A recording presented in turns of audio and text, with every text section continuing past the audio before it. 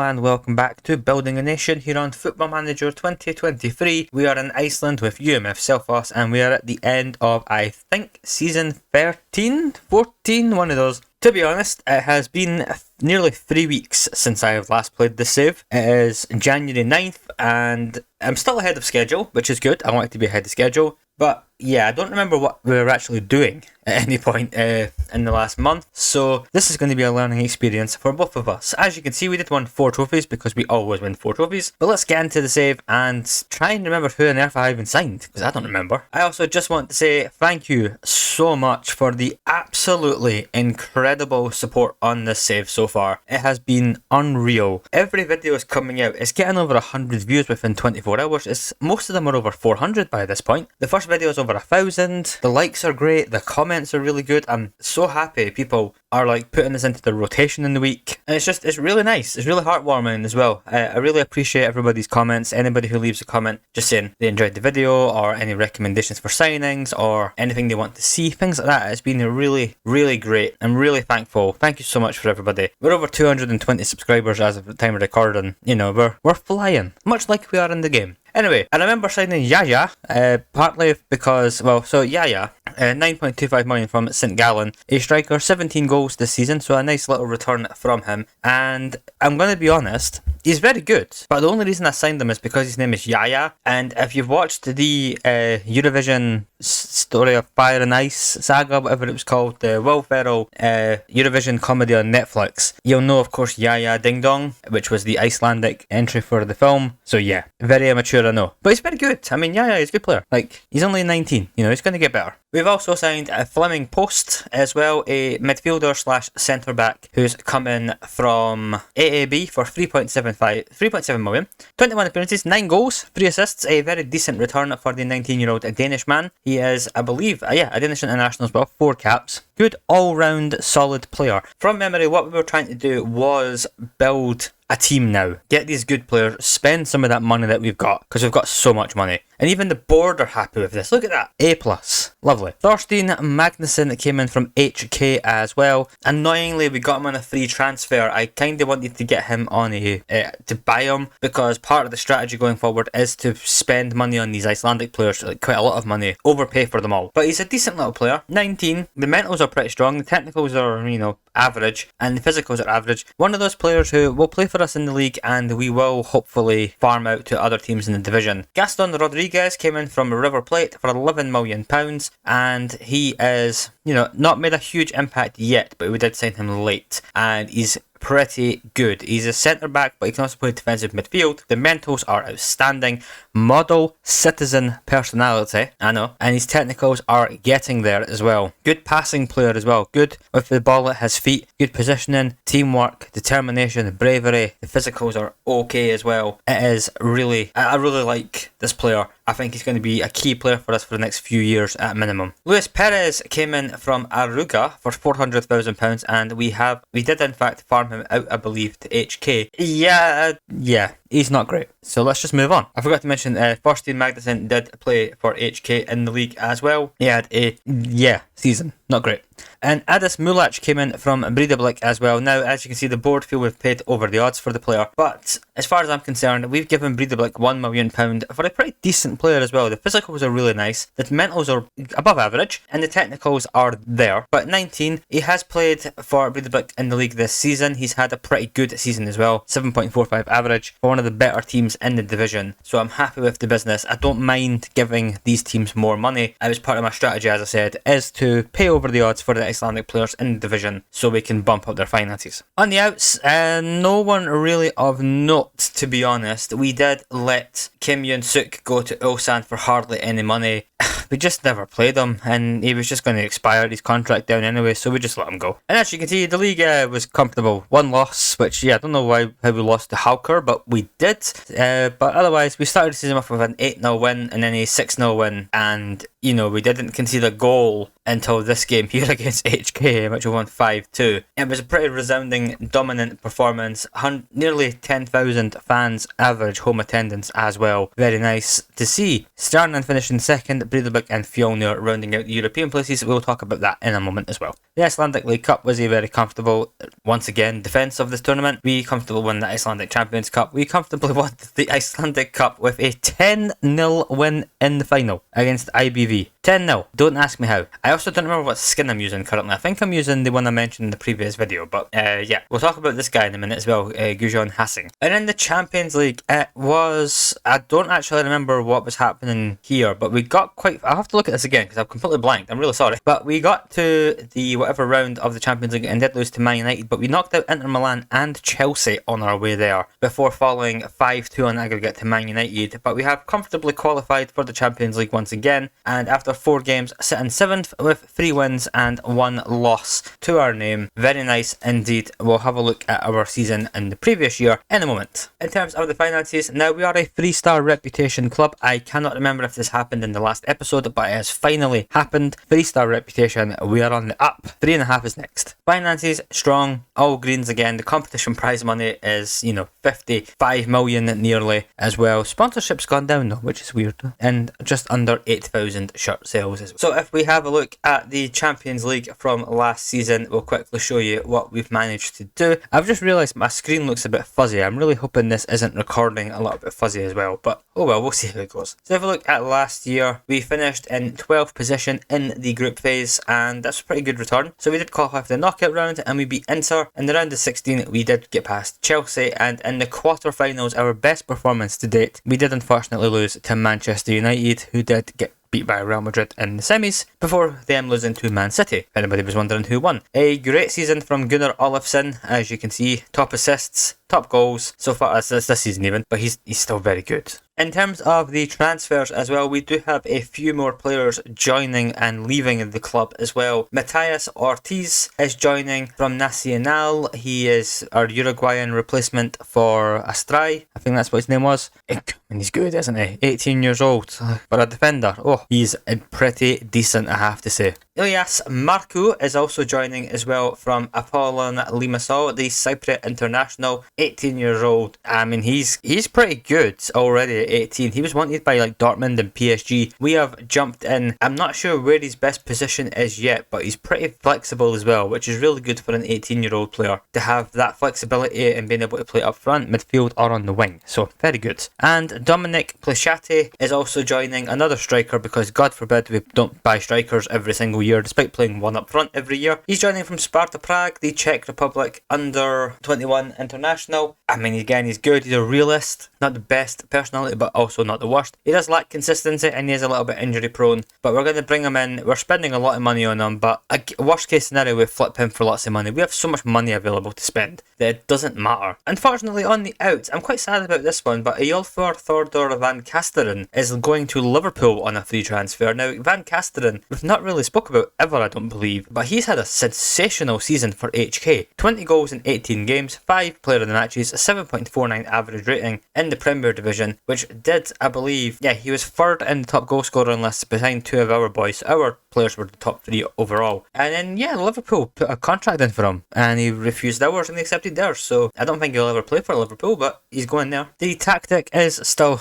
the same. I talk every episode about potentially doing something different, but when it works, no reason to change it now, is there? Finances, as said, very strong, 22 million to spend. That will change when the season kicks over, but even that's more than enough money. We are loaded currently as well. The club info, I believe Sunday was asking about this again in one of the comments. As you can see, state-of-the-art training, great youth, junior coaching is exceptional youth recruitment, and rich finances. We're worth £258 million, and once again, we are unfortunately not playing at our own stadium. If we have a look at this, as you can see, we are due to move back into the just under 15,000 capacity Selfoss Stadium, actually in 6 days time. So yeah, for once we'll actually be playing home games at home, because we always seem to be playing games away from home. It's very annoying. In the Dev Centre, I don't remember any of the youth intake, but we have apparently a 4.5-star Scottish boy called Stefan McCormick. The goalkeeper, yeah, probably not going to make it. Atle Christiansen is the next best player. I mean, he's a decent little striker, but he's just never going to get in our team, is he? He could play for somebody else in the league though, hopefully. That's the plan. I've just clicked on this guy as well. He's actually pretty decent. We'll try and get him loaned out to someone this year as well. He's actually been out at Vikingar and did score 6 goals in the first division, so we'll try and get him into the Premier League this year to continue to improve. There's also Hordor Thomason, a pretty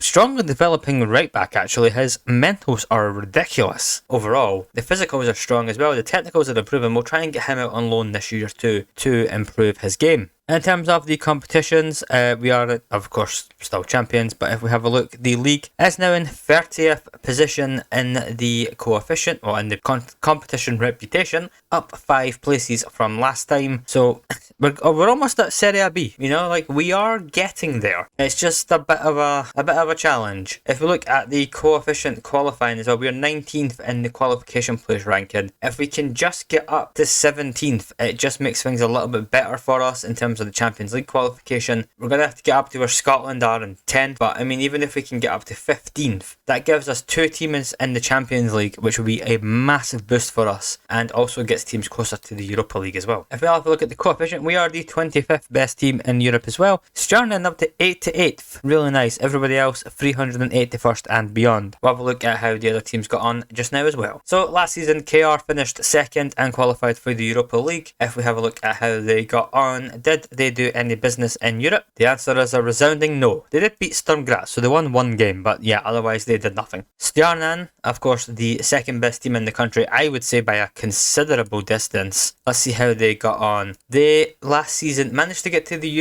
UEFA Conference League knockout round, but did lose to Atletico Madrid, which is no shame in that. No shame at all in losing to a team as good as Atletico Madrid. This season though, I don't even know who the hell Kolos are. From Ukraine apparently. Yeah, that's a terrible result from Stjarnan. Really poor. That's going to hurt us. And Breidablik is it's a shocking result as well. A 5-1 loss to Skenda. Those guys, they are from North Macedonia. Yeah, not great. Really poor from the teams in our division. Really poor. If we have a look at the squad quickly as well, in terms of the goals, of course, there's only one man who scored all the goals. 53 goals this season for Gunnar Olafsson. We spoke in the last episode, I believe, about his future, and he responded with this season. So yeah, I think that answers the question. 94 goals in 96 league games for the 20-year-old 33 cap Icelandic international. 4 years left on his contract. He is currently wanted by Porto. We will not be letting him go. For Gudlaugsson as well, I mean, he's just becoming unreal. I cannot believe I found this guy in the lower leagues of Spain for £245,000, and look at the seasons I've got in return. Unreal. Absolutely. He's so good. 16 caps for the national team, 20 years old, wanted by everyone, as you can see, Arsenal, Liverpool, Man United, etc. Rapid, great mentals, great technicals, just a very good footballer who I love him. I think he's sensational. I really want to try and get him on a new contract, which is going to be difficult. Gushon Hassing, now, the 21-year-old development product from ourselves as well. We brought him through. He had a season out on loan at Keflavik. He's had a pretty good year actually for us. I mean, he's played mostly in the midfield. He does play up front occasionally though. And yeah, I'm really happy with him. I think I spoke about him in the last episode. He's had another really strong season. He's not the most flashy player, but he does the job. You can't ask for much more than that sometimes. A player who just does a job. Yeah, we spoke about, ding dong, all that. Albie Hawkshaw as well had another decent season with 8 goals and 7 starts, 19 sub-appearances as well for the Kosovan international. He's probably not got much more to give, I would say, Albie Hawkshaw. I mean, we sort of rotate through strikers like nobody's business at the moment, and he is wanted by Watford, so we might cash in on Hawkshaw. Even Rasic continuing to be Mr. Consistent. If you look at his season ratings, one of the best signings we've made, £800,000 from Caljw, a random season out on loan to Hiroshima, and otherwise he has been Mr. Consistent. Assists, goals, doesn't get many in the league, but he gets enough. Always over a 7.25. You can't really ask for anything else. Hordor Arnason is wanted by Dortmund now as well. He's had another strong season, 13 assists in the league. Not amazing in the Champions League, but not bad either, with 2 assists in 8 games. Yes, we spent too much money bringing him back, but I mean, his average ratings are really good. We just love Hordor Anderson, okay? 23 years old. Is he going to get much better? It's unlikely, but we'll see how it goes with him. Thorstein Magnusson has had a surprisingly good year as well, after bringing him in from HK. I mean, it's a decent little season, all things considered. Other random players who've had some contribution to the year. Birkir Ryderson, I mean, he's not very good, but he contributed.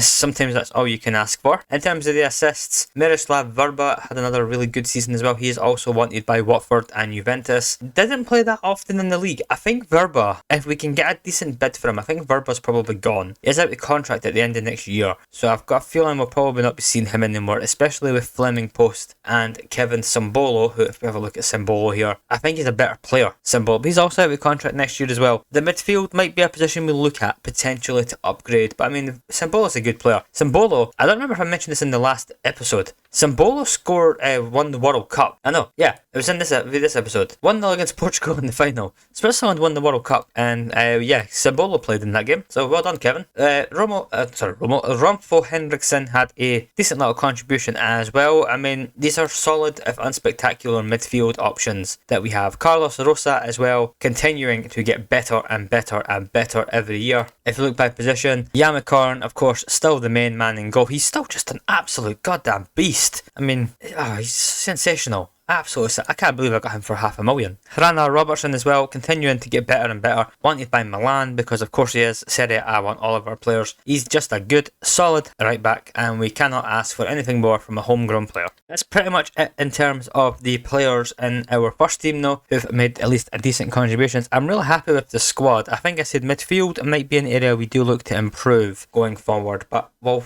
see what we can do in the summer window. The winter window, not the summer window. In terms of anything else, I think that's kind of it. Apologies if I've missed something here, but I'm struggling to remember what else I usually do in these videos, and I'm already at 21 minutes recording, which I need to edit down. So that's pretty much going to do it for today's episode. I mean, it's been a great season again. Any year in which you win a cup final 10-0 is a good season. I mean, we were battering them before this boy even got sent off. He just wanted to be done with the game. Someone asked as well, actually, in the comments. Let me just find the comment. Yeah, so Adam asked if we could look to try and sign Isak Johansson or Arnar Haraldsson. Now, Isak Bergman Johannesson, if I find him. Okay, that took long enough. So he's currently playing for Milan. I did mention that in the comment, but he is at Milan, not for sale. He's not going to join us, unfortunately. Out of contract in 2 years' time. Maybe a little romantic one season at the end might be quite nice. And Arnar Haraldsson, I think that's him here. I mean, we could bring him in. I just don't know if he's going to really be better than. He's a decent midfielder, I suppose, so we could always look to potentially bring him in. We'll get a little scout report and we'll see what they say, see what sort of number we're looking at for value. But yeah, he's pretty good. He's had a really good career in Denmark for Copenhagen, so we'll see what we can do. But that's going to do it for today's episode, guys. Again, thank you so much for the incredible support on this series. Having had a look at it now, I mean, 222 subscribers as of recording, 5,000 plus views in the last 28 days. It's just unreal. And like, the watch time's really strong as well, so people are not getting that bored of my voice, which I can't believe. But thanks so much for everybody's support. In terms of updating the video schedule, at the moment, due to being now a little bit behind my own schedule, we will be still on the weekly for now, but I might put a community post out if I do decide to move to bi-weekly, if anybody's interested in seeing 2 videos a week, if I can squeeze that in my time. I do work full time now. It's pretty heavy talking job what I do, so apologies if you would like to see more, but I'd rather be able to keep a schedule than miss a schedule. But that's going to do it for today. I will see you guys next week for the next video. Thank you so much again, and any comments, just let me know what you want to see, and I will try and remember to put that into the next video. Thank you very much for watching, and goodbye.